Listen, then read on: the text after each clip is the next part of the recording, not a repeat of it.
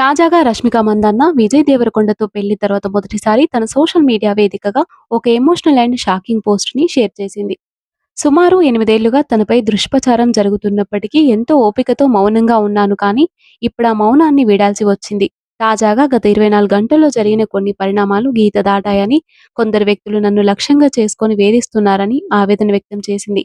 నేను అనని మాటలు అన్నట్లుగా నా వాక్యాలని సందర్భం లేకుండా వాడుతూ వ్యూస్ కోసం ద్వేషాన్ని పెంచడం చూసి చాలా బాధపడ్డాను. పబ్లిక్ లైఫ్లో ఉన్నప్పుడు విమర్శలు సహజమే అని ఇప్పటిదాకా భరించాను.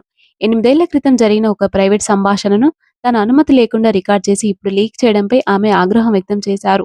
ఈ విషయంలో తన కుటుంబ సభ్యులను, తనతో స్నేహపూర్వకంగా ఉండేవారిని లాగడం అత్యంత బాధాకరమని ఆమె పేర్కొంది. వ్యక్తిగత గోప్యతను భంగపరిచే ఇలాంటి కంటెంట్ను ప్రచారం చేస్తున్న మీడియా సంస్థలు, సోషల్ మీడియా ఇన్ఫ్లుయెన్సర్లు వెంటనే వాటిని తొలగించాలని రష్మిక డిమాండ్ చేసింది. ఈ ప్రకటన చేసిన 24 గంటల్లోపు ఆ కంటెంట్ని తొలగించినట్లయితే రేపటి నుండి చట్టపరమైన చర్యలు, లీగల్ నోటీసులు పంపుతామంటూ ఆమె హెచ్చరించారు. నా వ్యక్తిగత జీవితం గురించి ఇష్టానుసారంగా మాట్లాడేవారు ఒకటి గుర్తుంచుకోవాలి.